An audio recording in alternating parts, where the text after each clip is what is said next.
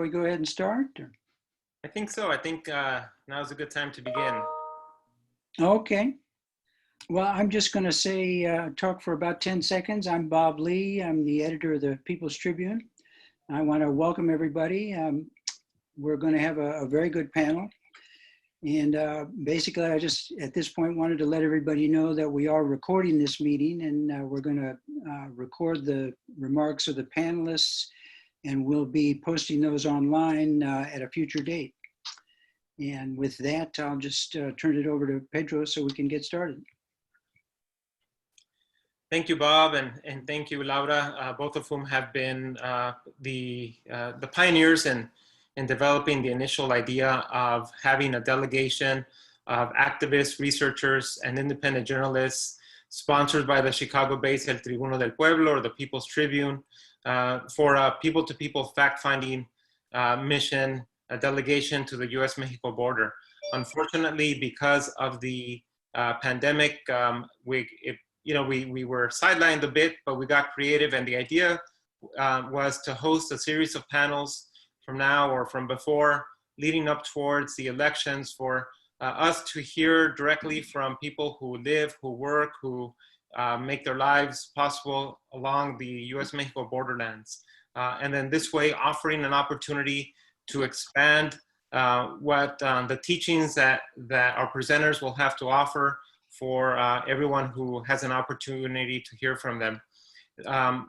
The idea will be that from these presentations, and this is the third one in a series of about 5, will be to develop a report that will then be used to submit to elected officials, to other international bodies, with the idea of being able to expand and present those voices from the borderlands. And so it's been so far a diverse group of people who have participated in the panels and who have presented, and all of them have been fantastic, and we have a great list of presenters tonight, which I'll introduce in a little bit. So this third 90-minute, what we are calling Zooming to the Border for Human Rights, will focus on the impact of border wall in borderland communities, responses and proposals for dignity and self-determination. Because we know that we can outline and highlight the problematic nature of border walls, but we also, I think it's important to learn about how communities resist. It's important to hear how communities are resilient in spite of such atrocities that we are seeing in our communities. And it's important to take those voices and present them to people who are not along the border and don't get to hear directly from impacted communities. So as we're going along, I will invite you to place questions in the chat. Please remember to keep yourself muted with the exception of our speakers who will present. So I wanted to just briefly mention a little bit of the framing around militarization. When we talk about border wall construction, we can go back all the way to the Eisenhower years of different types of border wall infrastructure that was placed along the U.S.-Mexico border. The more contemporary time period, the past 40 years, for instance, with Jimmy Carter's tortilla curtain, if you're familiar with that, was in 1977 and 1978, the placement of about 6 miles of wasn't border wall. This was like a fence with barbed wire, and that created what was known as the tortilla curtain, which was reminiscent of the Iron Curtain of the Cold War. Going into the 90s with the implementation of various operations like Gatekeeper in San Diego, Hold the Line in El Paso, these were meant to beef up enforcement along the borderlands with the idea that it would create territorial denial, or at that point what was known as prevention through deterrence. And that prevention through deterrence not only included an increase of border agents, but also an increase in infrastructure, including border wall. At this moment, as of September 4th of this year, so as of 2 weeks ago, there are approximately about 689 miles of border wall that have been installed. This represents about 35% of the current stretch of border between the US and Mexico, which is approximately about 1,954 miles. To just break that down a little bit more, and that's roughly at a cost of about $24.4 million per mile. So since Trump took office, there have been an additional 317 miles of border wall. Now, this includes 8 miles of new primary border wall. So if you're standing in Mexico looking into the US, that's the primary border wall. So 8 miles of new primary border wall, about 27 miles of new secondary wall, and the remainder, 282 miles of replacement wall, meaning that that replacement wall replaced infrastructure that was already in place that predates the Trump era. So it includes the Normandy style fencing. These are like X's that we, in California, we might see this as we're driving from San Diego County to Imperial County, these X's that are along the border. Pedestrian style fence, old corrugated steel mats that were placed during the Bush father and Clinton years, and other sorts of vehicle barriers. And so I just wanted to provide that framework so we kind of have a sense of what we're talking about.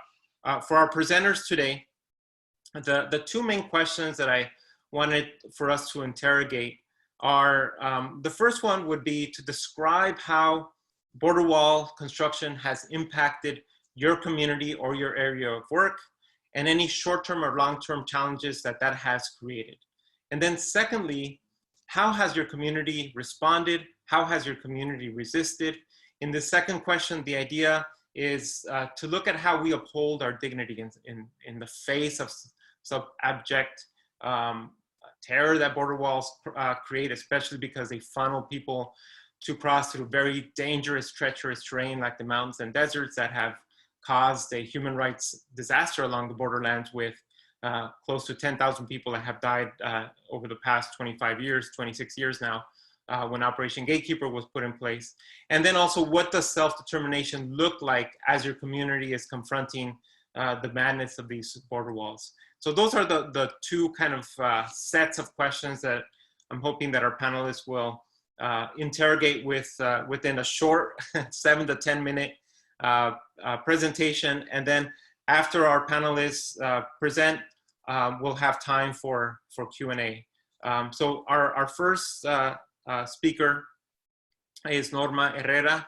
Norma is from the Rio Grande Valley of Texas. She was born in Tamaulipas, Mexico, and grew up in the Rio Grande Valley. She coordinates a grassroots coalition working to stop border wall construction in the RGV and supports efforts to free people from ICE detention. Her work includes building a base of directly impacted communities to organize against punitive government policies that cause harm and criminalize migration. So Norma, you're going to be our first speaker. Thank you.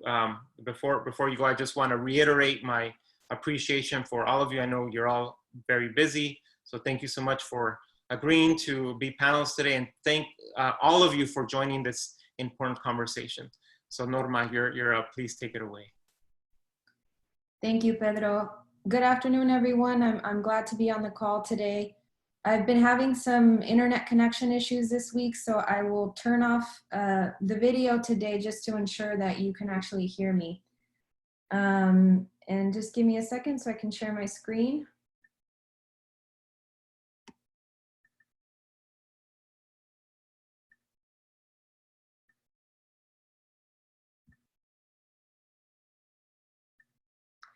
Okay, so again, my name is Norma. I work for the Equal Voice Network. And today, oops, sorry about that. Today I will talk about some of the impacts of walls in the so-called Rio Grande Valley, including on democratic processes and community decision-making, on the preservation of historic, indigenous, and environmental sites, on flooding in the area, on access to the Rio Grande River, and on our constitutional right to equal protection under the law.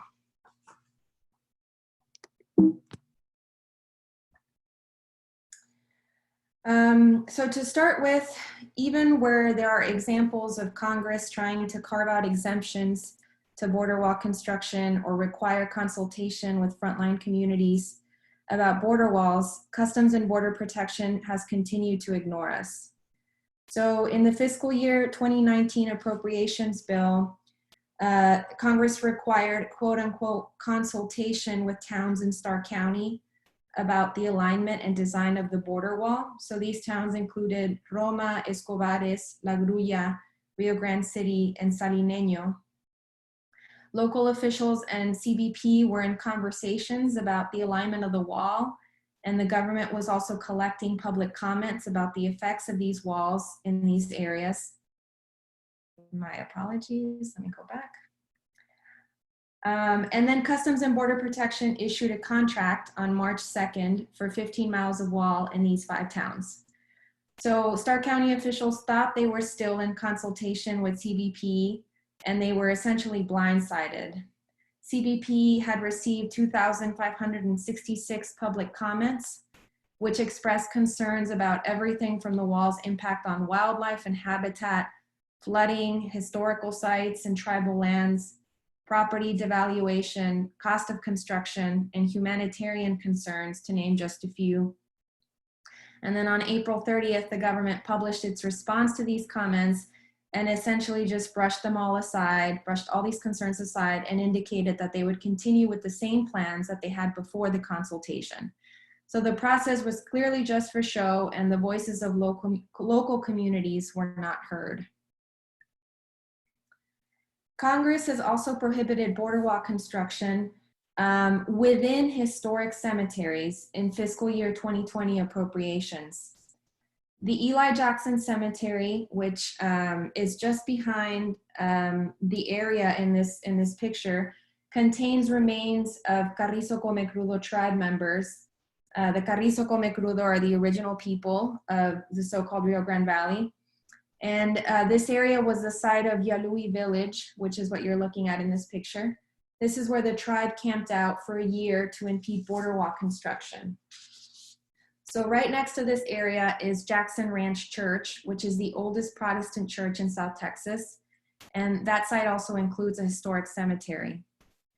The church and cemeteries are part of a ranching settlement founded in 1857 by Nathaniel Jackson and Matilda Hicks, a former slave. So this area served as a stop along the Underground Railroad, and the Jacksons housed escaped slaves and helped ferry them across the river to Mexico, where slavery had been abolished and they could live free.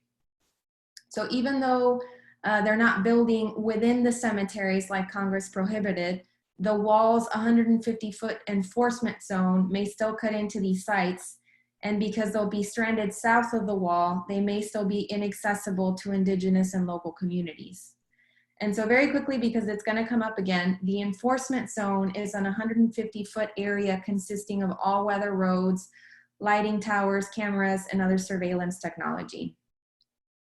A CBP official told the Ramirez family, who are descendants of Nathaniel and Matilda, that the government was considering a reduced enforcement zone in this area of the cemeteries, but nothing official has been confirmed, and it's quite possible that it'll still end up cutting into the cemeteries, and construction ultimately may still unearth grave sites with no headstones or markers while they're building.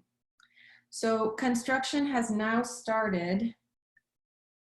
And a member of our local No Border Wall Coalition, who is also a member of the Carrizo Comecrudo tribe, took these images a couple of days ago. And so you can see Southwest Valley Construction has already broken ground on this field that sits just east of Eli Jackson and Jackson Ranch.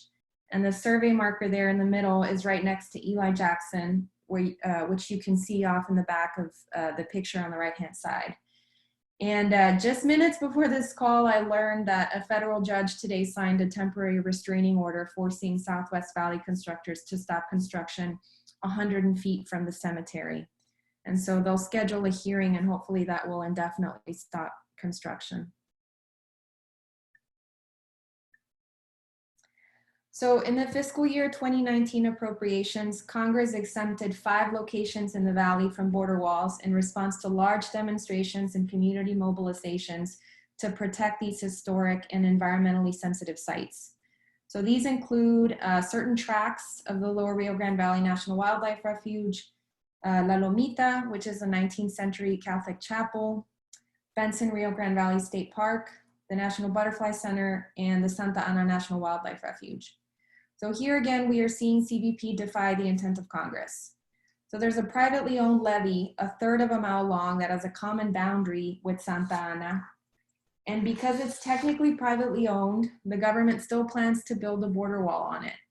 So that means that the 150-foot enforcement zone around the wall, which again involves complete clearing of the land, this will cut into the refuge. So border wall construction will still negatively affect Santa Ana despite the clear intent of Congress to protect it. Additionally, in response to requests for comments, the U.S. Fish and Wildlife Service told CBP last summer that the planned border barrier construction, this is a direct quote, will negatively impact approximately 30% of Lower Rio Grande Valley National Wildlife Refuge tracts. These tracts will become unavailable and make the long-term goal of providing contiguous forested areas along the Rio Grande of South Texas for wildlife breeding birds and ocelots and jaguarundis no longer feasible. So this image here is of an ocelot, which is an endangered wild cat native to the region, and it depends on habitat provided by the Lower Rio Grande Valley National Wildlife Refuge.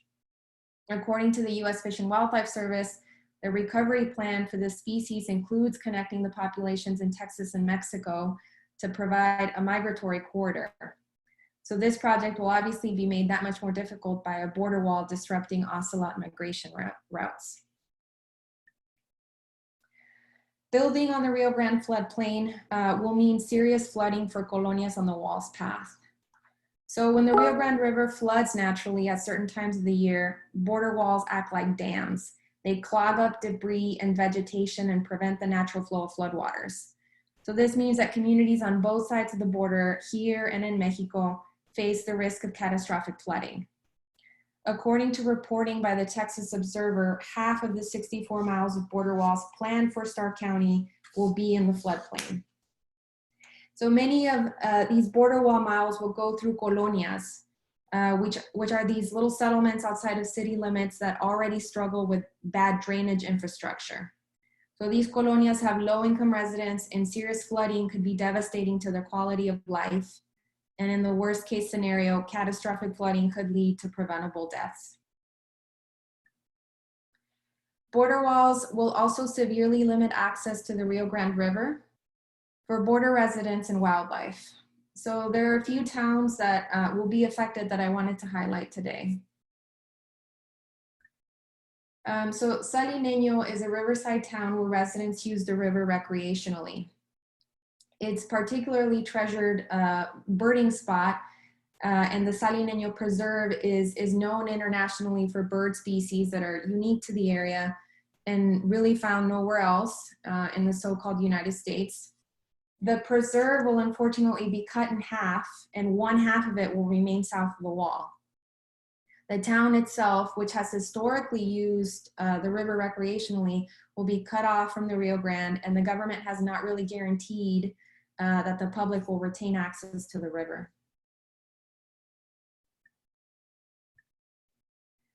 And this image here is of the riverfront home of Naida Alvarez, which is a member of the local No Border Wall Coalition.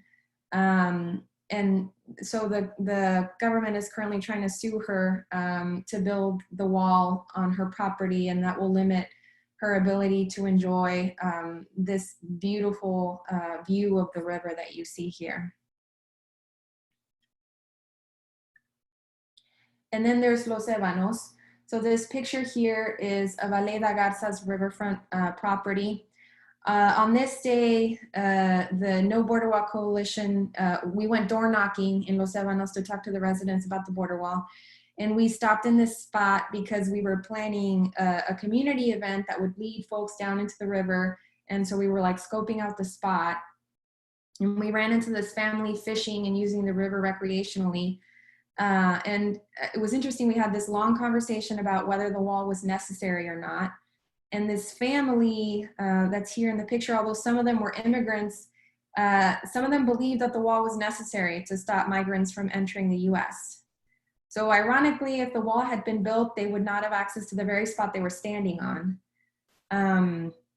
And so I know we're here to talk about the impact of our oppressive government, but I just wanted to recognize that sometimes the oppression lives in our very own community, and sometimes that's when it's hardest to confront.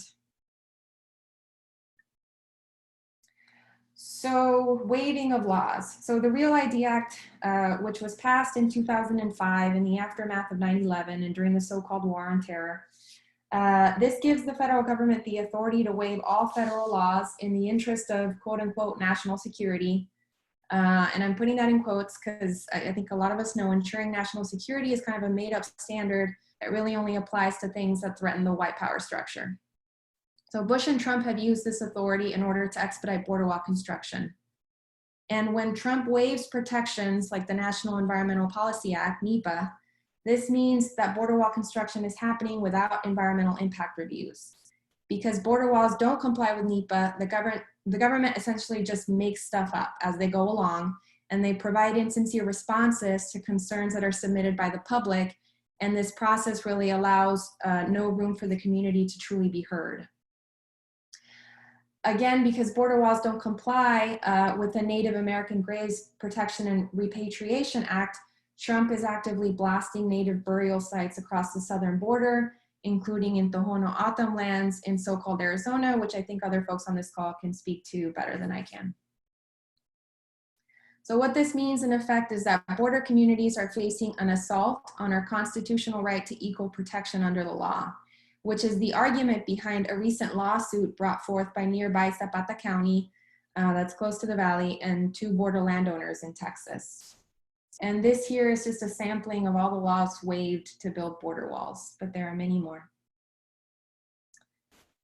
And lastly, if I can speak briefly for community resistance here in the Valley, work that has been led by many other folks in this area.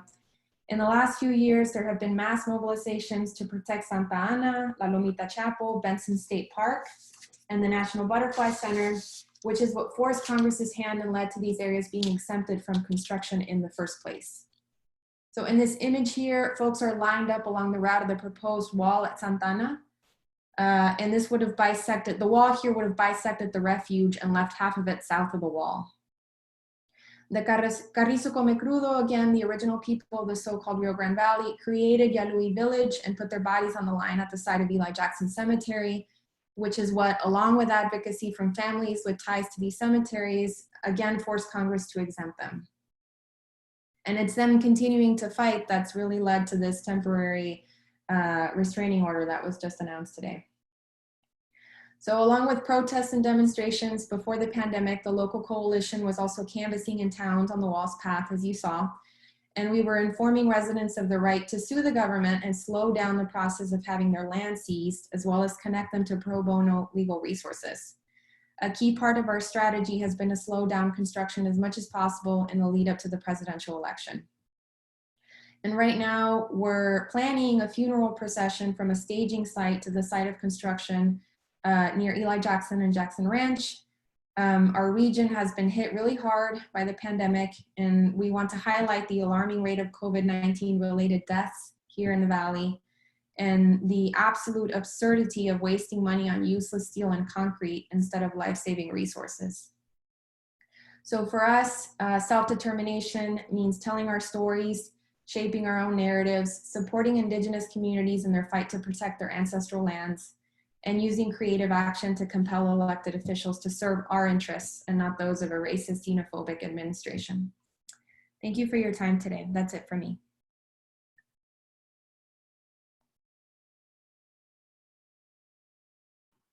Thank you so much, Norma. Very enlightening. I think there's a lot there. It's very difficult, I think, to cover the impact of border wall and within the short time period that we have, but definitely a window into how that resistance is taking place. And just to highlight in terms of the waiver authority, and I'm sure maybe a few others will speak on this, that waiver authority, which has empowered the Secretary of the Department of Homeland Security to waive over 30 or so laws and so forth, has been put into place 30 times. 6 times or 5 times by Bush son and 25 times by Trump. And so it just goes to show that how much of a reach of an authority by an unelected official and the impact that has to local communities. So to continue, I'd like to ask Laiken Jordahl, who is the Borderlands campaigner with the Center for Biological Diversity. He works to protect wildlife, ecosystems, and communities throughout the U.S.-Mexico borderlands and draw attention to the cost of border wall construction and border militarization.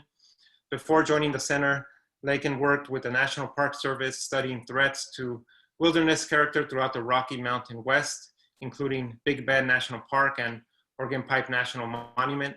He's also worked as a backcountry trail builder, a clam farmer, and a legislative fellow in the U.S. House of Representatives. And if you have an opportunity to follow Laiken, very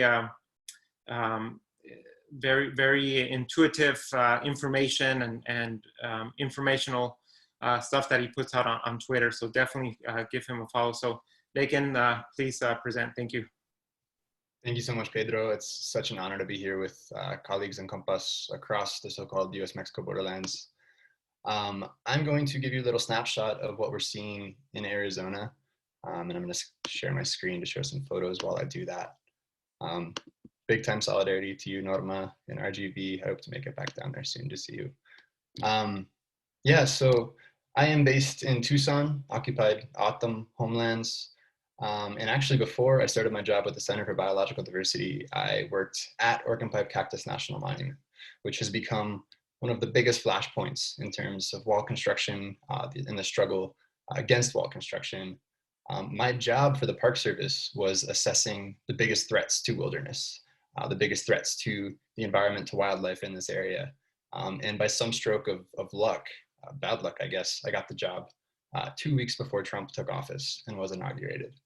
At this time, I was told by my bosses at the monument not to write about the border wall, which was just unbelievable to me, because the single biggest threat to this area was the threat of wall construction, was the threat of having this peaceful national monument and wilderness area turned into an industrial construction zone, blasted with floodlights, drained of groundwater. And that was my last term with the Park Service. I quit my job with the Park Service and I joined the Center for Biological Diversity, where I've been able to actively advocate and talk about the impacts of wall construction without having to be censored by the administration. So when I worked at Organ Pipe, this is what the border looked like. And up until about a year ago, this is what the physical border at Organ Pipe looked like. And as you can see, these small barriers, they're called vehicle barriers, as Pedro mentioned earlier.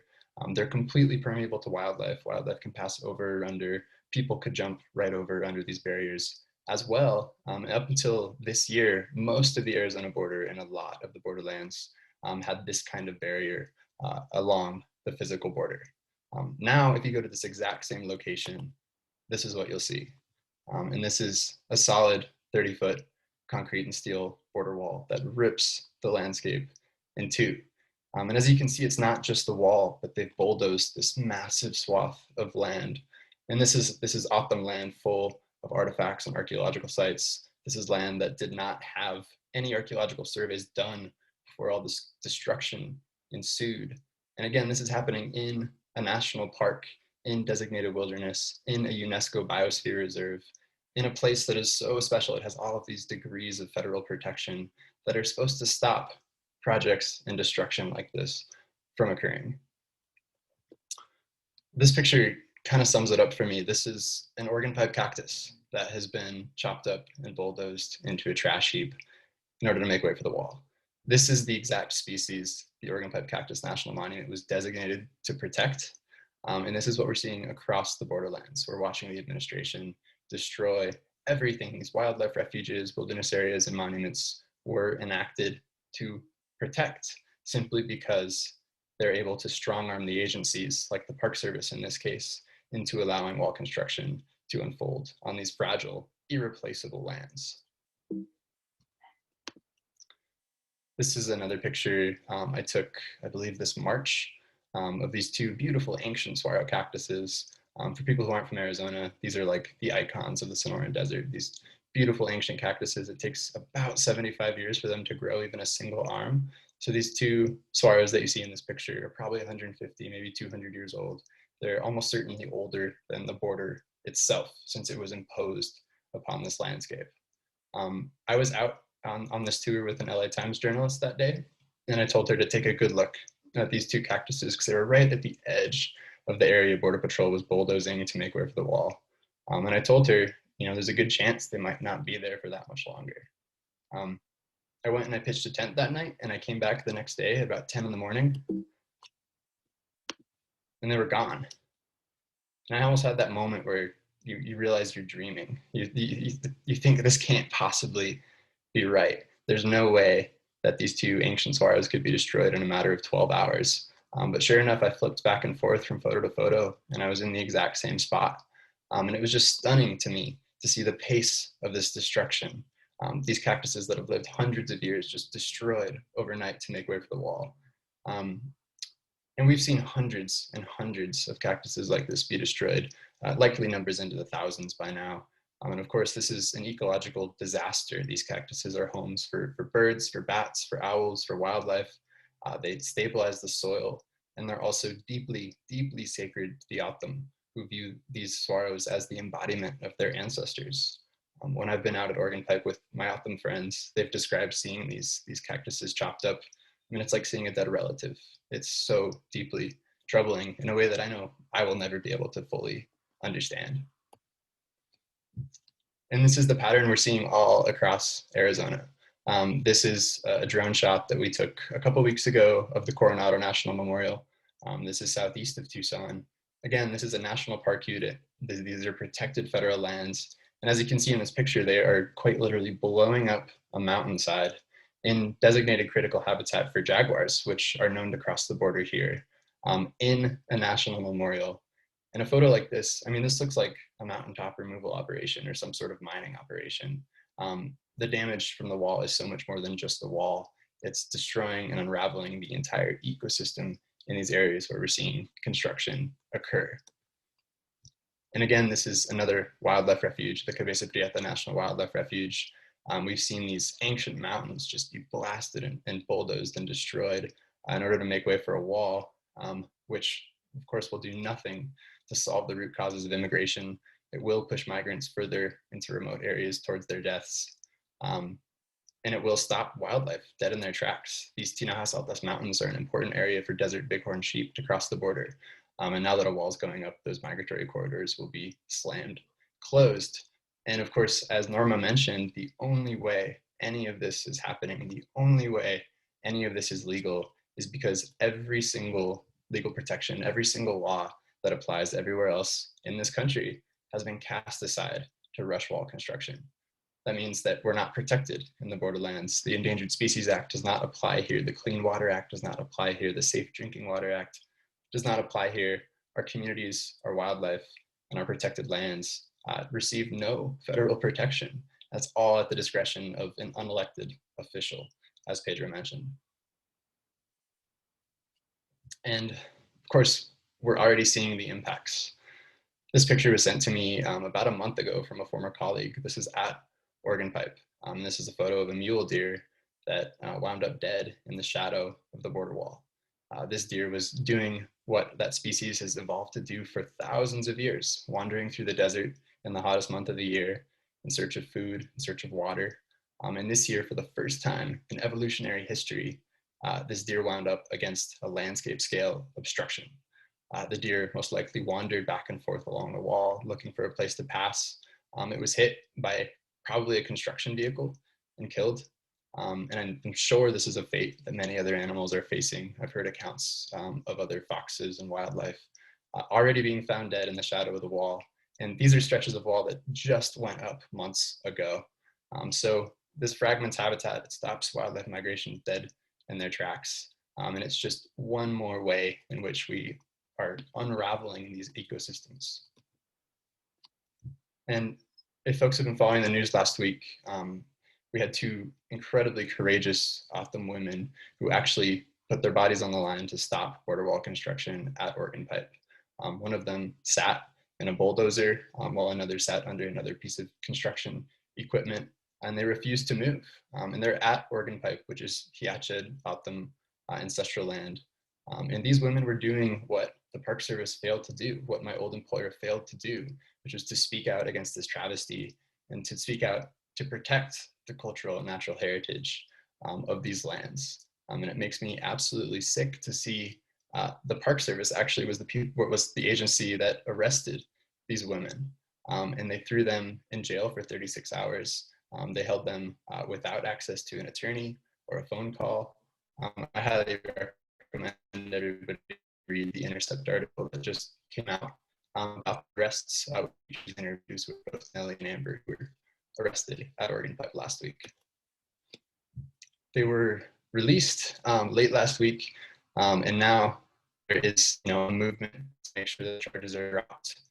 This is on top of an existing large-scale movement in Arizona to try and stop wall construction.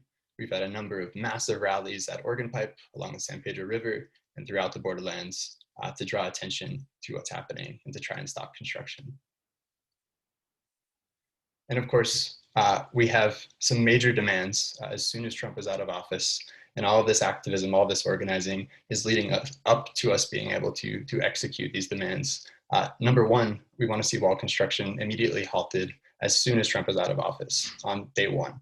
Number two, we want to remove border wall sections in wilderness areas and wildlife refuges and cultural and historic sites where they're causing the most damage. And number three, we want compensation, reparations effectively for the border communities, for the tribal nations that have seen so much destroyed just for a vanity project.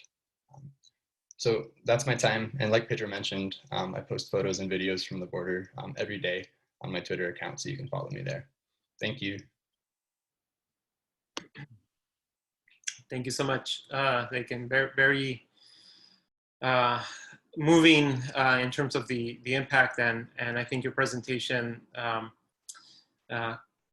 connects well. It's a nice complement to Norma's presentation as well, because we see a lot of similarities, and in that, I think, especially considering the ancestral lands that are being devastated, I'd like to invite our next speaker, Ana Gloria Marta Rodriguez, and let me read her brief bio. Ana Gloria Marta Rodriguez is Kumeyaay from San Jose de la Zorra. She's a member of Tipei Joa International, a grassroots organization. She continues the family tradition of passing on the knowledge and expertise of the Kumeyaay people to the next generation, following the wishes of the elders to keep their language and culture alive and vibrant. She has classes at Kumeyaay Cultural Nights once a month.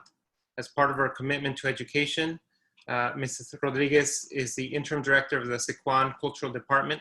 She is also an instructor at Kumeyaay Community College, presenting classes in basketry, pottery, and Kumeyaay foods. She's also assisting with Kumeyaay language classes and the Kumeyaay tools class.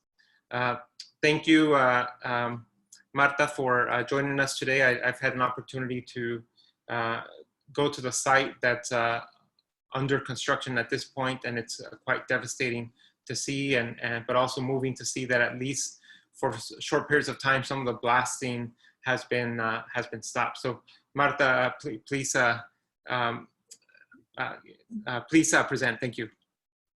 Okay. Hello, everyone. My name is Ana Gloria Marta Rodriguez. Thank you for this opportunity. And then, so yeah, like it's very disturbing to see a lot of the things going on right now. Very sad to have to live and seeing all these craziness right now by the border communities. To all the regard to our Native communities when doing this kind of projects, and then with with the government waiving all the laws, it's very sad to see all this. Yeah, like you guys, Pedro was talking about, we are right now at the border wall fighting for, to the wall. The wall is going right now to the Kumeyaay territory right now. So for the ones you guys don't know, the Kumeyaay nations on both sides of this border right now, we have 12 reservations, Communal reservations over here in San Diego County, and 4 in Baja California North. And then, so yeah, one of the things, what the border wall is doing to our nation, they're separating our families, breaking our relationship with our families, the plant, the animals, and then, and one of those, for us, we always told the people, especially in over here, trying to go to the border wall and have kind of educate, the people who are working in the project over there right now, the border patrols. This is Communal Nation work here since beginning of time, and then so anywhere they go into San Diego County, you will find, and in Baja, we'll find human remains and then artifacts and stuff like that. And we believe that this is for our people. And then I think it's time for us to have this kind of conversation right now with the U.S. and Mexico government. And then we didn't ask for the wall. This is our family. We want to be together, and then so we need to be united to stop all this desecration and be respectful for all the Native nations. And then I don't have pictures right now of what's going on right now at the border wall, but yeah, we find human remains, and then we sue the government. They didn't pass, so I guess they're still going on. They're still working on it. And then we still have right now. We have brothers and sisters right now at the border wall right now, as we're speaking right now. And then so every time we go over there, we do a ceremony. And at one point we're over there, we have a ceremony with people from Baja, and this side we all together, the whole Communal Nation work together. And there was the military, and then the border patrols. They were like trying to stop us to have a ceremony, and then so yeah, they were like trying to give us time, like, okay, you guys, you have like 40 minutes to finish your ceremony, and then we said no, we'll stop when we're done. And then but it's just like, this is our homeland. We don't need to ask permission for this guy to tell us, oh, you have 20 minutes to do your ceremony. We're done when we're done. And then so that's very disrespectful for those people to trying to stop us to have our ceremonies. And then yeah, I don't know, you guys have any let me see. And one of the things we're doing too, especially with all the issues, having our nation on both sides of the border, we have a international grassroots organization we call Tipahua. So we have people from both sides of the border. And then, so we're doing a lot of stuff to help our communities, but not only just with material things, but also to be connected. We have families that they don't see each other for years. So with this is helping us to be connected again.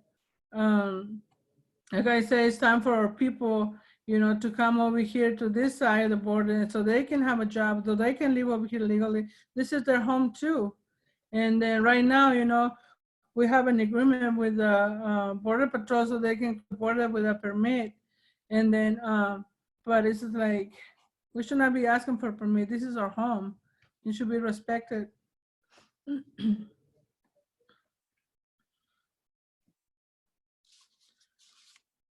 I don't think I'm running out of time, right? I don't know. You're doing fine, Marta. Thank you so much. I would also ask the presenters if you have contact information or where people might be able to follow you, if you can include that in the chat. That way they can connect with you.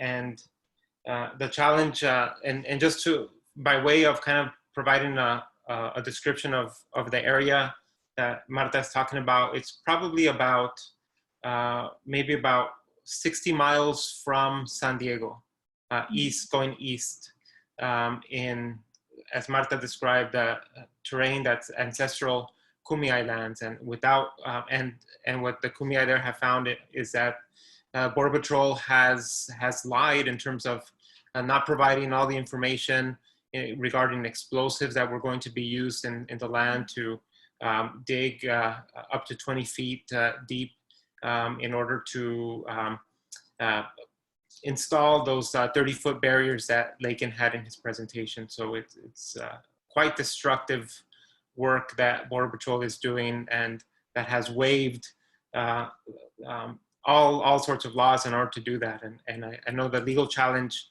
Marta has recently was not favorable to the Kumeyaay, but we're definitely not stopping, and we're gonna continue to support. Thank you so much, Marta. Thank you, guys. And so continuing, we started in Texas and went to Arizona and went to the eastern part of San Diego County.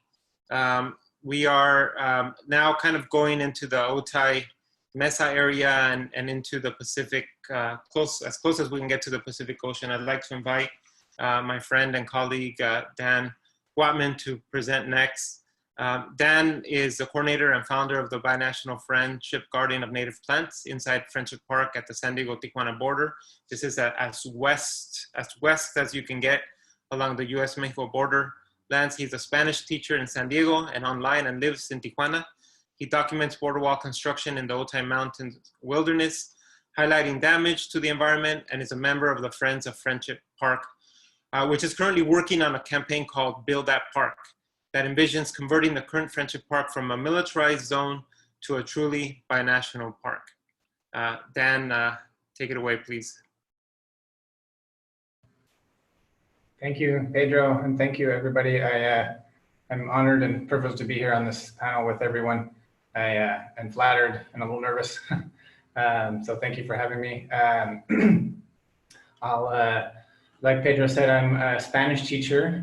I've been teaching Spanish since the late 90s in San Diego. And one of the reasons I love teaching and learning languages is it gives me the opportunity, allows me to get to know people across cultural barriers. And so I'm going to share my presentation here. And living in San Diego over the last actually mostly in Tijuana, living in San Diego, Tijuana region, occupied Kumeyaay land for the last 20 some odd years. In the beginning of the 2000s, I started to explore around and discovered Friendship Park. And I just really liked the idea of being able to make friends across a literal barrier, and I brought my Spanish class to the border to do a language exchange with some friends in Tijuana, and started to try to think of different ways to get people to come together and make friends. So we did salsa dancing lessons and yoga classes and poetry readings, and there's a drum circle here, and actually we call them border encuentro events, and that was, the Binational Garden was actually one of those events back in 2007. And the space where all this happens is called Friendship Park, and you could say it was it kind of became called Friendship Park, you could say, when Borderfield State Park was inaugurated back in August of 1971. Pat Nixon visited the area, and of course Kumeyaay have migrated to the region for over 8,000 years, up until about 150 years ago. And the picture on the right is of a Kumeyaay elder from Juntas de Neji, east of Tecate, Yolanda Mesa, who came and honored us with her presence to do a workshop on native flora, the use of native plants in our binational garden. and the space for generations has been used by families who are separated by immigration status. There's a myriad of events that happen sporadically at the park. Two of probably the biggest events and definitely the biggest annual events that happen are the Fandango Fronterizo that's started in 2008, and the Posada Sin Fronteras, which started as a reaction to Operation Gatekeeper in the 90s. So it's been going it's the longest held annual event at Friendship Park. And as the other speakers have mentioned, there's been waivers, laws that have been waived in order to build these walls. And I believe, if I'm, maybe someone can correct me if I'm wrong, but I believe San Diego was the first place that the laws were waived in order to build border walls. Up until, well, in 1994, I believe, or like sometime in the 90s, the secondary wall was built in San Diego, Tijuana region, all the way up until about 3.5 miles from the ocean. It wasn't allowed to be continued all the way to the ocean because of environmental laws more than anything, but also native burial acts. And in the newly formed Department of Homeland Security was given the authority to override any and all laws in order to extend that wall back in 2005. And in 2007, 2008, they implemented or waived around 35 laws, 30 some odd laws, including the Clean Air Act, the Clean Water Act, Endangered Species Act, and Laiken had a much more extensive list of all the laws that had been waived. Those are some of the more important ones. And so, of course, that wall coming in threatened Friendship Park. And when the wall started to come in, a bunch of us got together, including Pedro, the American Friends Service Committee, several organizations, environmental organizations, and human rights organizations got together to try and stop the wall. We did press conferences and got letters from representatives, and we documented the construction and just tried to spread the word about what was happening, and nothing was stopping the wall. And we realized it was just coming so quickly. This is way back in 2008, 2009, that we decided to kind of put all our eggs in one basket and try and save Friendship Park. And John Fanstill, who's a pastor, a local pastor activist, now the executive director of Via International, which is the fiscal sponsor of Friends of Friendship Park. He committed himself to doing, he had done binational communion before, and he committed himself to doing it every Sunday until he was physically stopped. So our coalition, now called the Friends of Friendship Park, got behind that effort. And that was our attempt to try and stop the wall. We didn't stop the wall, but we made quite a spectacle and created a really strong coalition that's still together today. And we became kind of the representatives of the community that talked with San Diego Border Patrol to try and get some type of access back to the park. And this is just some of the core members of the Friends of Friendship Park. And when the wall came in 2009, shortly after for a few years after, the community had to become quite creative. On the right, there's an event we did with a telescope from a distance using sign language so people could continue that idea of making friends across the border. The garden, although there was very little access allowed for the public after the secondary wall came in, and actually the garden was removed in 2008, we were able to replant it and actually expand it from a rectangular design to these to circles, 3 circles. You can see one of these circles from this kind of cool aerial shot here. And John continued to do the communions, even though the border church could no longer pass bread through the fence.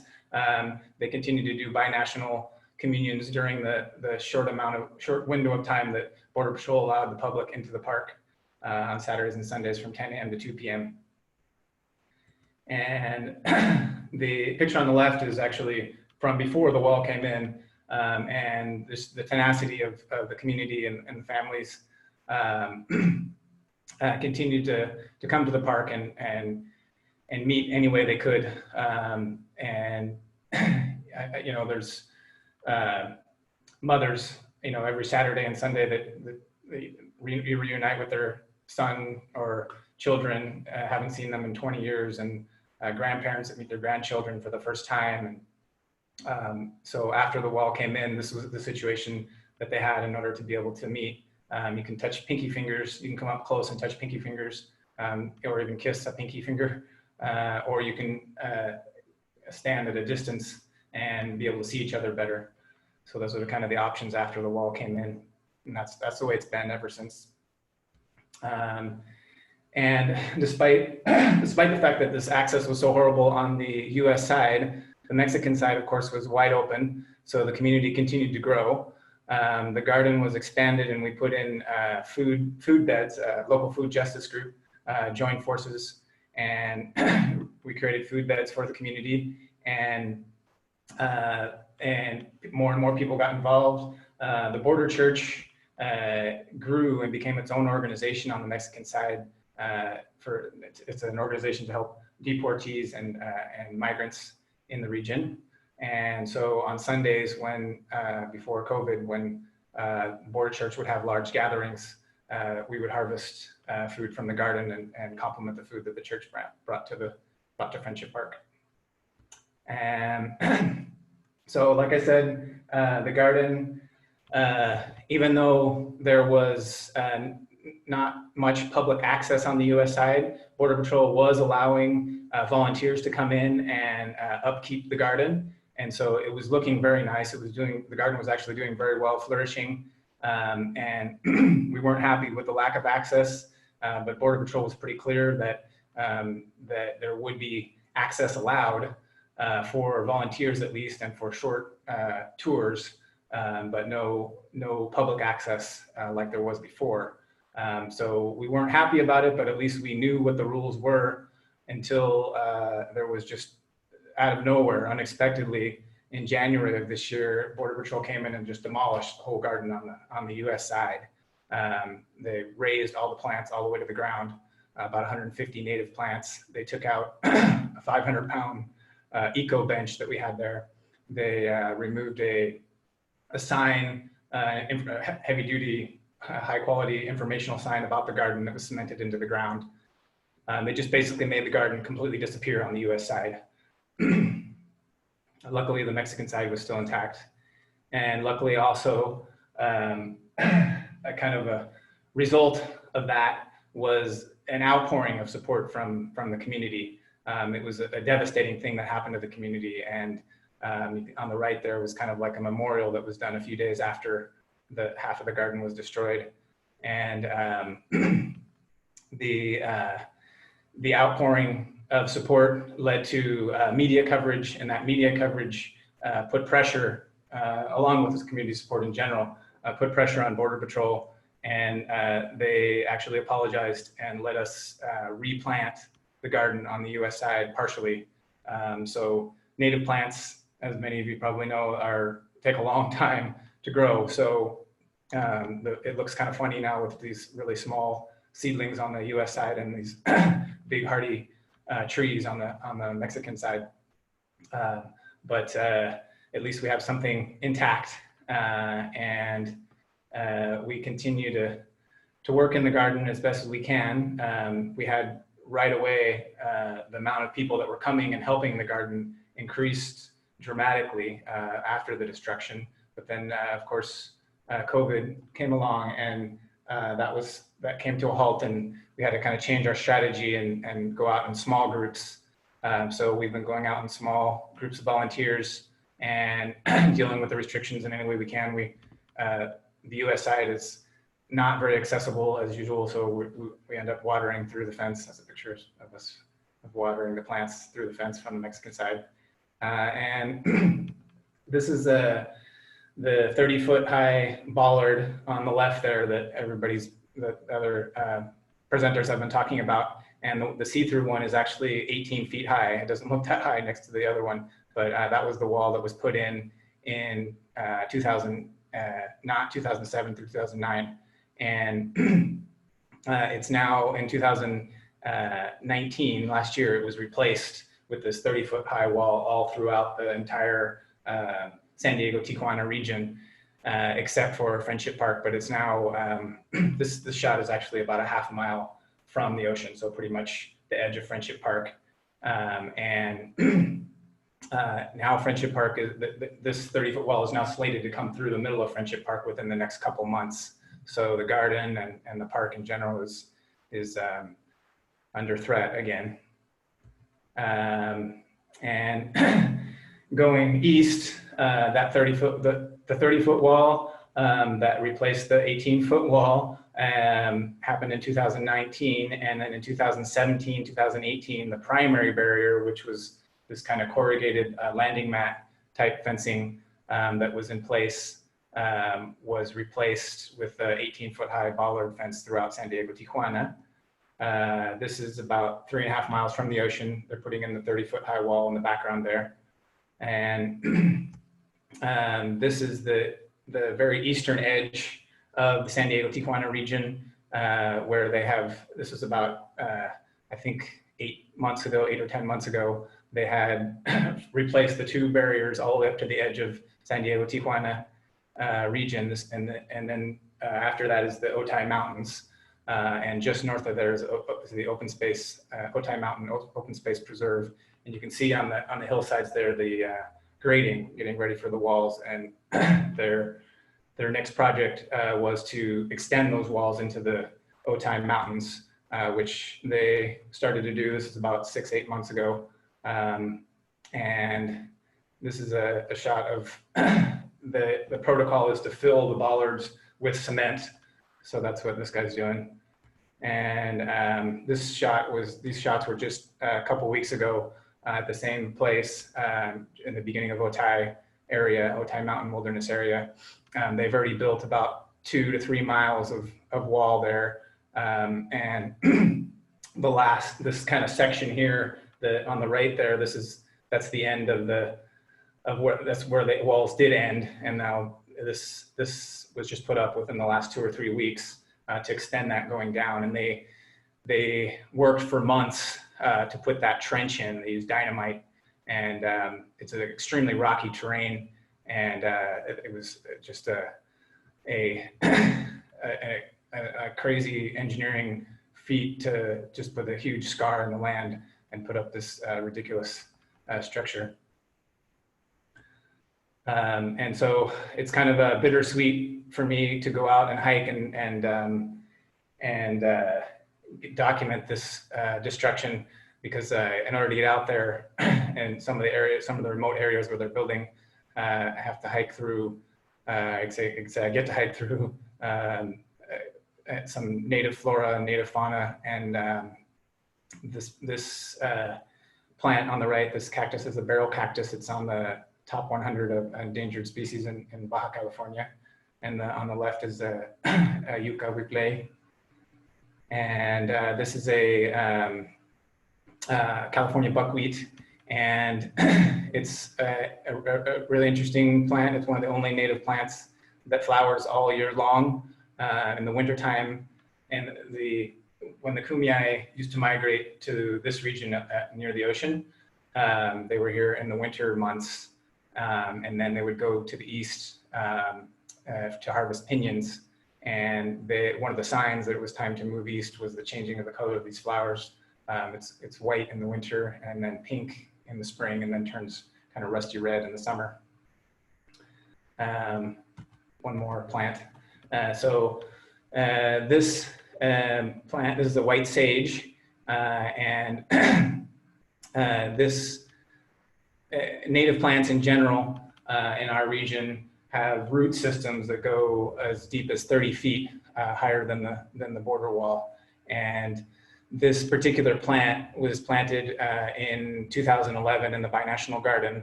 And despite all the plants being raised to the ground, I noticed a couple weeks ago that this one sprouted up from the roots, despite the destruction, and and it really, for me, represented those deep roots. The root, even though it's only 6 inches high, the roots are at least 10 feet deep, maybe as far as 30 feet deep, and it really represents the roots of our community, and gives me hope that we can create a different narrative for our region, where people can come together in friendship and collaboration, and in harmony with the earth.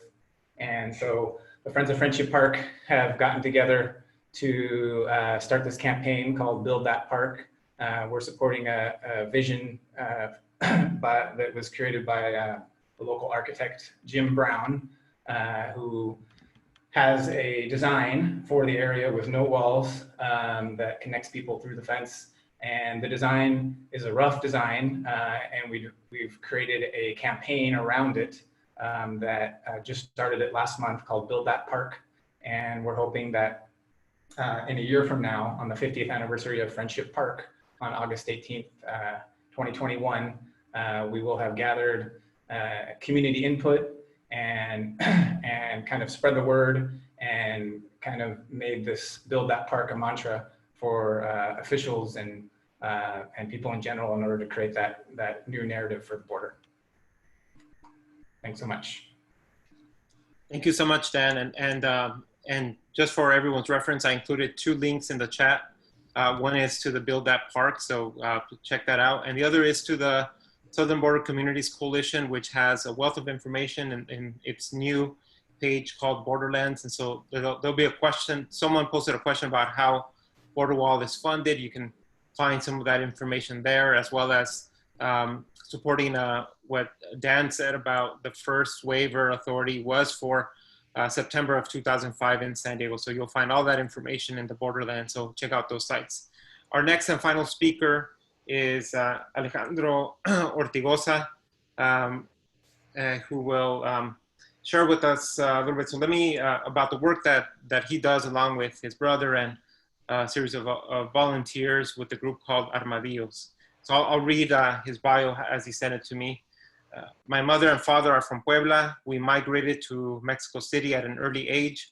My second migration experience was a trip to this side of the border approximately 15 years ago.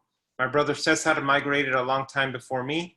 For a long time, I've collaborated in Colectivo Mamut and learned from other groups and collectives. We saw the situation and need to support the migrant community.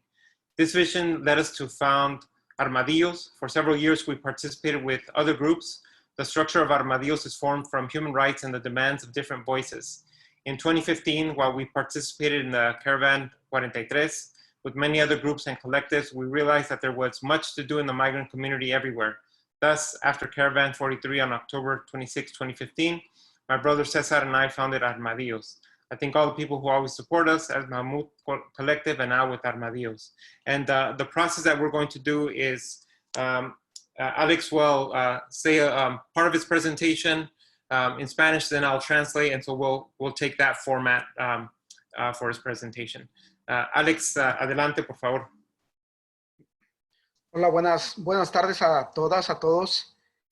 Muchísimas gracias por el espacio, Pedro. Muchísimas gracias a todas, ¿no? Por sus experiencias, por sus pláticas que se están llevando a cabo. Reconocemos que siempre se está aprendiendo de las voces de la gente, de las experiencias, pero más que nada, pues, de los sueños, ¿no? De los anhelos que tenemos todas y todos por un mundo mejor. Nosotros hemos participado en la comunidad y vemos la gravedad del muro, de las fronteras. Lo vimos, podemos ver la gravedad de la actitud de la policía, ¿no? De la migra. Lo vimos con Anastasio Hernández, ¿no? El compa que fue asesinado. A él lo golpearon y a pesar de que él gritaba que por auxilio, no se le brindó esa ayuda, y 3 días después de que lo golpearon, pues él falleció en el hospital. Lo vemos día a día, ¿verdad? Con toda vaya, con todo lo que hace la policía, ¿verdad? Tenemos varios casos documentados por algunas otras personas, pues llámese los compas de Unión del Barrio, ¿verdad? Con quienes también hemos participado.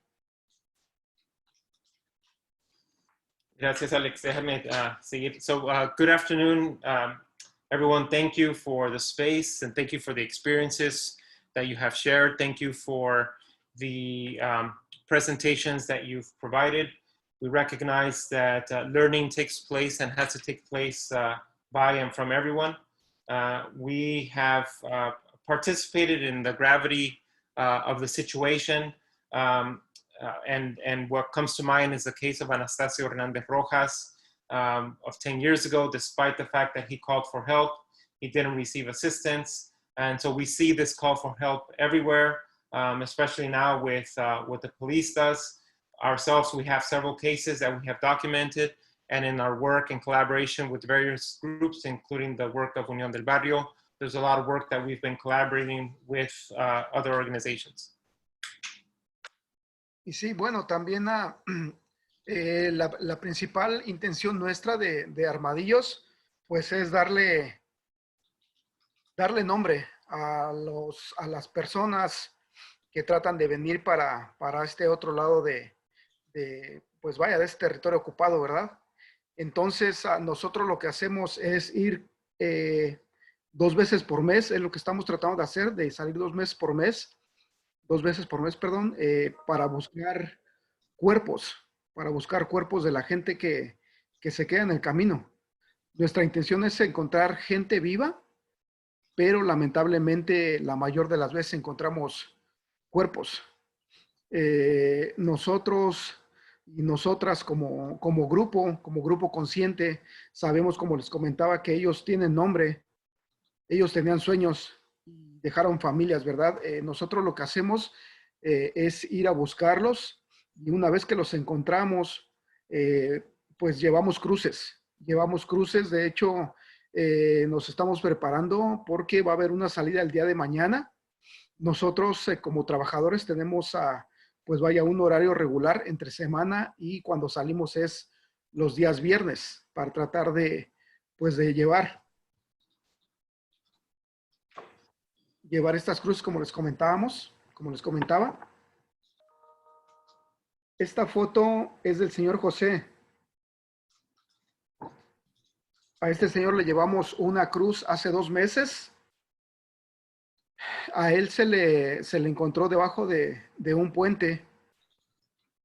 Lamentablemente, cuando se encontró y llegó el cuerpo forense, nos dijeron que el señor tenía entre 1 hora y 45 minutos de haber muerto, lo cual es bastante grave, ¿verdad? Y entonces es cuando nosotros nos damos cuenta que en realidad quienes están cobrando estas vidas no es el desierto, ni el sol, ni lo malo del terreno que tengan que cruzar, ¿verdad? Sino más que nada son las fronteras que son construidas por el hombre, ¿verdad? Y pues vaya, lamentablemente son quienes están cobrando la vida, ¿verdad? De muchísima gente, porque en su intento de venir para este otro lado, entonces ellos tienen que buscar nuevas rutas para poder llegar a este lado con su familia. Hemos visto gente que ha sido deportada, entonces en el intento de regresar con su familia, pues ha perdido la vida. Y es bastante grave todo esto que está pasando. Adelante, compa Pedro. Also, the main reason of Armadillos is to give name to the people who attempt to cross to this side of the border, the occupied territory. We go twice a month to look for bodies, bodies of people who have been lost or who have lost their way. Our intention is to find people alive, but unfortunately, we find bodies.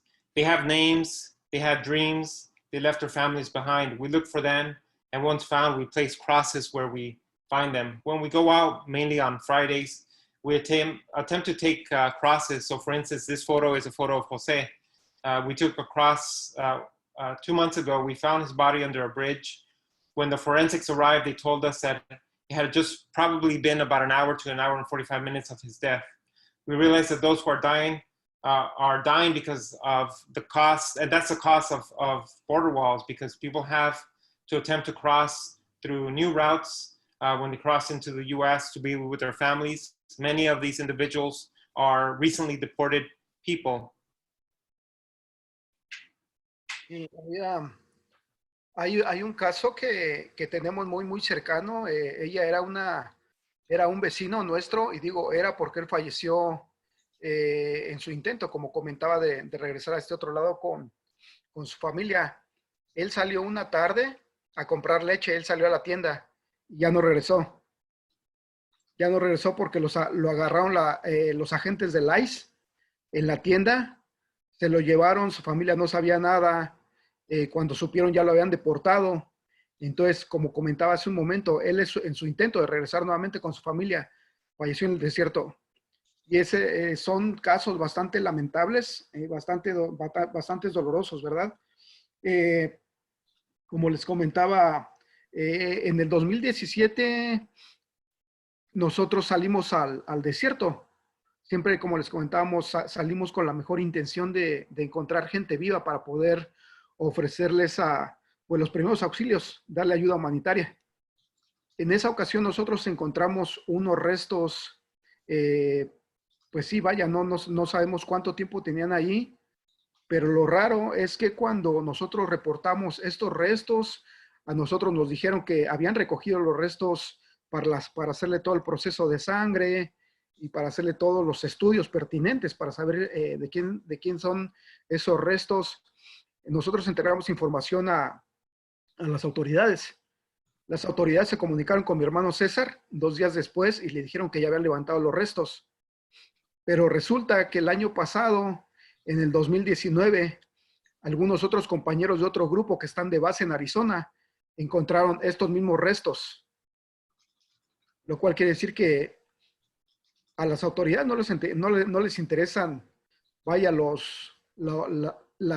las cosas que nosotros podamos encontrar, los restos en este caso, ¿no? Posiblemente y porque no les generamos dinero, ¿no? Como, por ejemplo, se encuentra una persona viva y se lo llevan a un centro de detención, ellos van a obtener dinero por medio del castigo, ¿no? De lo que les paga el gobierno a ellos por hacer su supuesto trabajo, ¿no?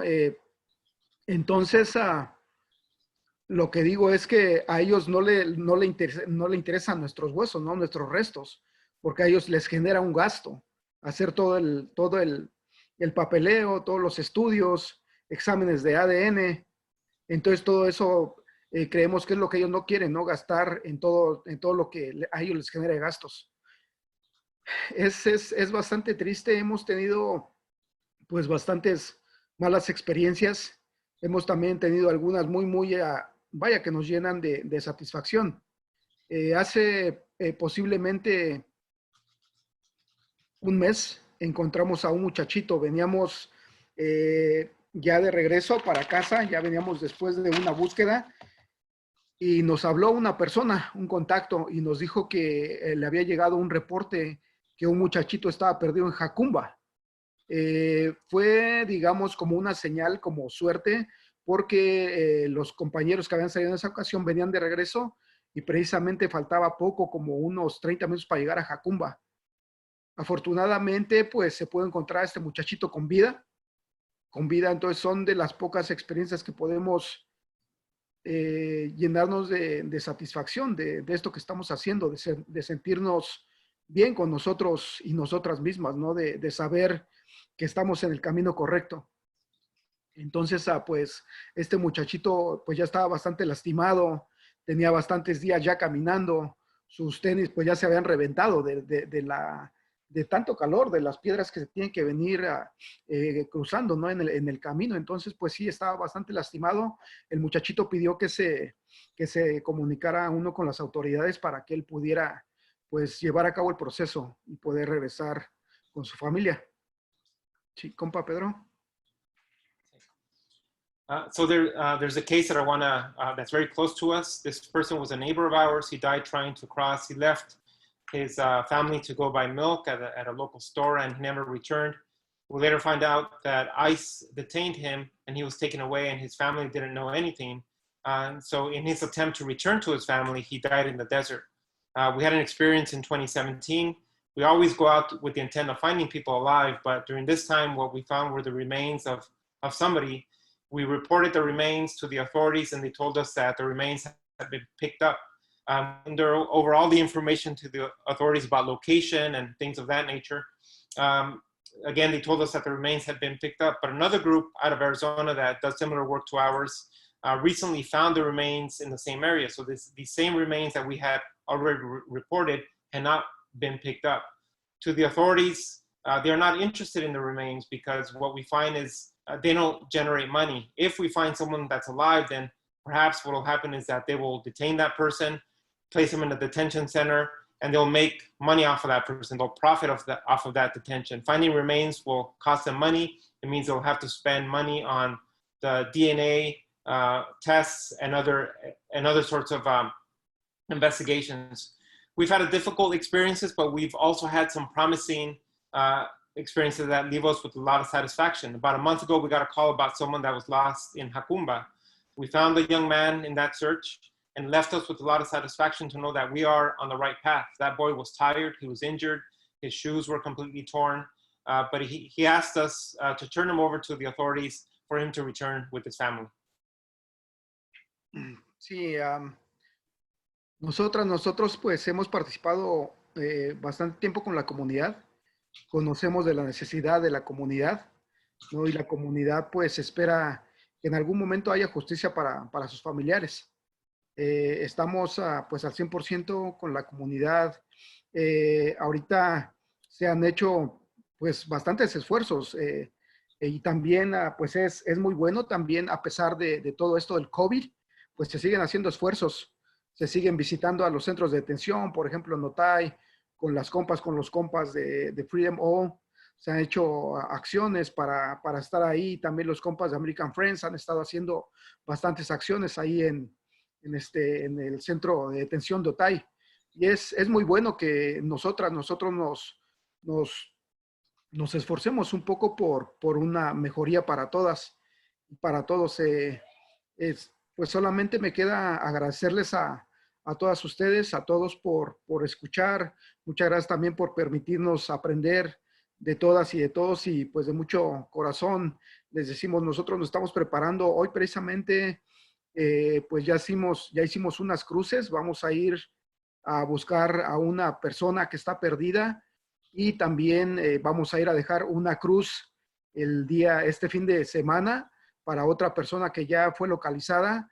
Ya mandamos a hacer la fotografía, ya tenemos la cruz pintada, y pues bueno, pues lamentablemente tenemos que hacer esto, pero lo de las cruces lo hacemos precisamente para honrar su camino de estas personas que no pudieron llegar a este lado o que no pudieron reunirse nuevamente con su familia. Pues les agradecemos mucho, vamos a seguir haciendo este trabajo por todo el tiempo que sea necesario. Y pues como decimos siempre, ¿verdad? Y como dice mucha gente, nosotros no cruzamos el bordo, la frontera nos cruzó a nosotros, ¿verdad? Muchísimas gracias, compas, les agradecemos por este espacio. Muchas gracias, Pedro, y pues seguimos en la lucha, compas. Gracias. Gracias, Alex. So finally, Alex says we have participated with a lot of community efforts. We know what the needs are in the community, and we hope there will be justice with the families. Right now, there's a lot of actions and efforts going on in spite of the COVID pandemic. There are actions that are taking place at the Otay Mesa Detention Center with the Freedom All campaign, with AFC, and with a lot of other organizations that are taking place. And it's important that we take action to support everyone. Thank you all for listening and for your teachings as well. We are preparing to leave this weekend, to leave another cross with another photograph of a person that was lost in the desert. Sadly, this is something that we have to do, but it's to honor their past since they were not able to meet with their family, and we will continue to do this as long as it's necessary. As the saying goes, we didn't cross the border crossed us. Thank you. Muchas gracias, Alex, por todo el esfuerzo de los compañeros con Armadillos. Thank you, Alex, for all the effort and the work that Armadillos does. I know that we have short 2 minutes. I'm not sure, checking in with Laura, see if we can do maybe one question. I know that's kind of unfair, but I think the presentations spoke for themselves. And Laura, if you want to chime in to see if we want to do questions or if we want to maybe end it here. You're on mute, Laura. No, Pedro, go ahead. If there's questions, we should take them. If those that need to leave, they should, you know, they can go ahead and leave. But before they leave, I do want to say that we have our next panel on October 1st. So please put it in your calendars. We're going to be going to Tijuana and Mexicali, and Calexico, Tijuana, and San Isidro. So no, let's take some questions. Great.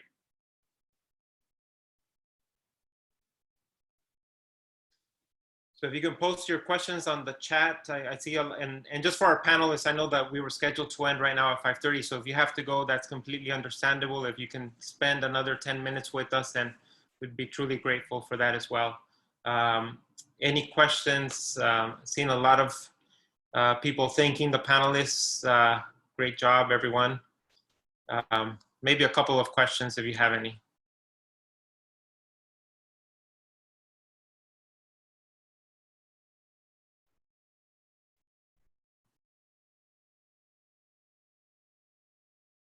Or maybe not. Una pregunta, Alex, ¿cómo podemos apoyar el trabajo de Alejandro y su grupo y Armadillos? Sí, muchísimas gracias por preguntar. Nosotros en la página tenemos un GoFundMe y también hay un Venmo en la misma página nuestra de Armadillos. Y pues solamente esas son las formas. Este dinero se está ocupando para distintas cosas, por ejemplo, para las salidas cuando vamos a Arizona. Ahorita también estamos haciendo un trabajo binacional, entonces también ocupamos pues el dinero para algunas cosas que se llevan para México, para herramientas, porque sabemos que es muy necesaria también la labor en México, porque no descartamos que también algunas personas que se estén encontrando en México sean migrantes. Entonces, muchísimas gracias por su apoyo. Y sí, ahí están los links en nuestra página de Armadillos. Y Alex, ¿esta página es en Facebook? Sí, la página se llama Armadillos Búsqueda y Rescate. Y tenemos otra en Instagram que se llama Armadillos Oficial NUM. Así, NUMM. Armadillos Oficial NUM. Ya son las páginas. Okay, muy bien. I'll try to post those. So essentially, they do have a GoFundMe and a Venmo, and the funds go to support their work for a lot of the tools they use and for the excursions out that do cost a lot of money for their vehicles and for gas and things. So I'll try to see if I can find the Facebook post to place a link. So another question. For those of us that don't live nearby, what can we do from afar to support your work on the border?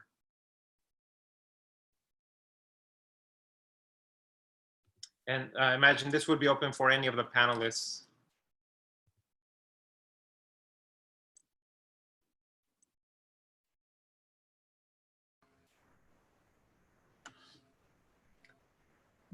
Going to buildthatpark.org would be really helpful for our movement.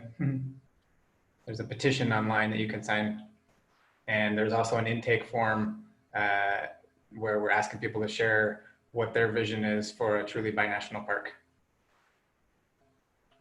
Thank you, Dan. And I just reposted that link on the chat. The question is when and where will this recording be posted? And that's probably more of a question for Laura and Bob.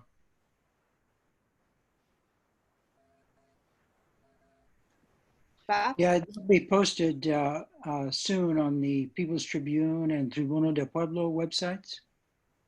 We'll have links to them there. Great. There's a question for Marta. Are there any rallies, organized events we can get involved in, support the Kumeyaay people in the broader San Diego region? Yeah, we have several ones. If you guys want more information about it, you guys can go on Facebook, and they call Warriors Awareness. That's when they post usually the rallies or any kind of events and stuff like that. And then, so yeah, just go on Facebook and just put Warriors Awareness. Sometimes it's Warriors Awareness topics or something like that. They post when they have actions to the border, or they have like any, events at San Diego, things they posted in there. Great, thank you. And I'm sorry, I don't have Facebook open, so I can't post information from Facebook around. It takes a lot of energy from the computer, so it would probably shut me down if I open it at the same time. But please do look up those recommendations on Facebook. Let's see. Question from Maggie: what are the major coalition national organizations to follow? Should we rid ourselves of the plague in the federal administration in November to raise up the voices of the border for the new administration? Great, thank you for posting. My suggestion in that sense, and I did post the Southern Border Communities Coalition, but as you know, a lot of the organizations here who presented are local. So definitely follow the local org so you get a better sense of what the feeling is on the ground, and how to support that effort locally, from all the way from the RGV when Norma presented to coming all the way to San Diego. Mm-hmm. And Pedro, can you hear me? Yes. Pedro. Oh, yes, and I also want to say that we need to get Trump out of office. It is so important that we do that, because he's destroying not only the environment, he's destroying lives, and our vote does matter, especially in this election. So the reason we're doing these panels is to bring awareness of what he has done to the immigrant community, the migrant community, and the border, so that we can get that man out of office. He does not deserve to be there. The latest thing that we have heard is the women having hysterectomies in the detention center in Georgia. And that's under his watch. I mean, maybe he didn't do it directly, but it's his policies, it is his rhetoric, and all the venom that he just foams out of his mouth. So we really need to get him out of office and try to talk to everyone we can to convince them that this time our vote does count, because a lot of people don't vote. So we have a lot of work to do before November 3rd. Any questions I might have missed?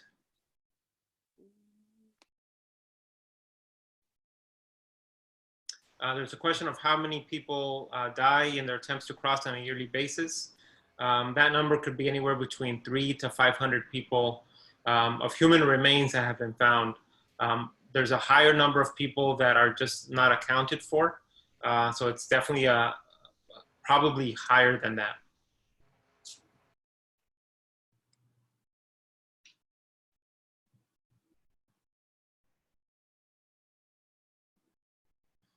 And Rochelle posted, no matter who is elected, we still need to fight to hold elected officials accountable. Both parties have done irreparable harm to our immigrant communities.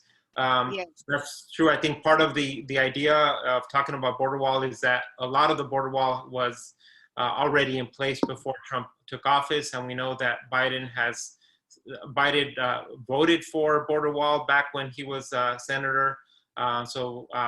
We have to hold everyone accountable, as Kathy reiterated there on the chat. So I do want to honor the time that people have and not take more time. Let's see, maybe we can take this as a final question. Texas and Arizona are contested states. For those working in those states, to what extent are these issues around which we organize to contribute to existing efforts? I can speak to that a little bit. I think in Arizona, there's something very, very personal about seeing these saguaro cactuses bulldozed and chopped up. I mean, it's like an attack on our state's icon, our state's pride. And when you look at polling data from Texas, from New Mexico, from Arizona, you have the majority of people in those states against building more border walls. So I think public opinion has shifted. It's come a long way since, the Secure Fence Act passed more than 10 years ago. And I think now the more attention we can bring to this issue, the more we can show people the true cost of walls and militarization, the more we can invigorate people to come out and vote in November. So I definitely think it's serves a solid purpose to keep sharing these stories in terms of voter turnout.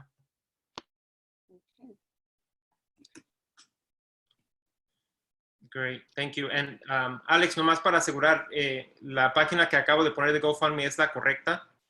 So I'm just asking Alex if the link to the GoFundMe is the correct one for Armadillos. Deja checo, ¿está en los mensajes? Sí. Ah, deja ver.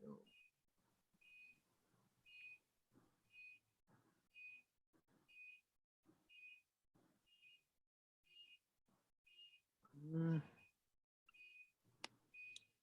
Well, while he finds the information, I really want to thank everyone, in all the panelists, Dan and Laiken, Norma, Ana Gloria, Alejandro, and of course, Pedro, our facilitator and organizer and coordinator of this panel. So I think he did a great job of pulling everything together. And so thank you, all of you. no me aparece nada, compa. Yo tampoco la veo, Pedro. Okay, let me try again.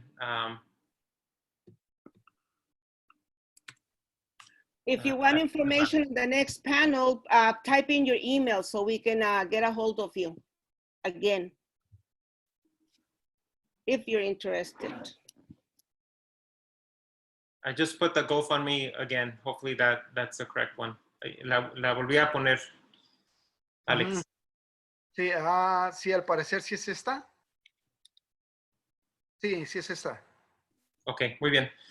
So we'll leave, this concludes the panel. Thank you so much. We'll leave it open so that folks can place in their emails.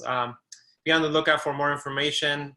A very special thank you to all the panelists. I know you're very busy. Laiken had the week off, so he was on vacation. So grateful for you as well. For Marta, I'm sure I'll get to meet you at some point here in San Diego. Norma, thank you. Dan, gracias. Alex, gracias. Y pues a todos, all of you for participating on this this evening, this afternoon. It's been a pleasure. Thank you so much. Gracias a ti. Thank you. Thank you. Yeah.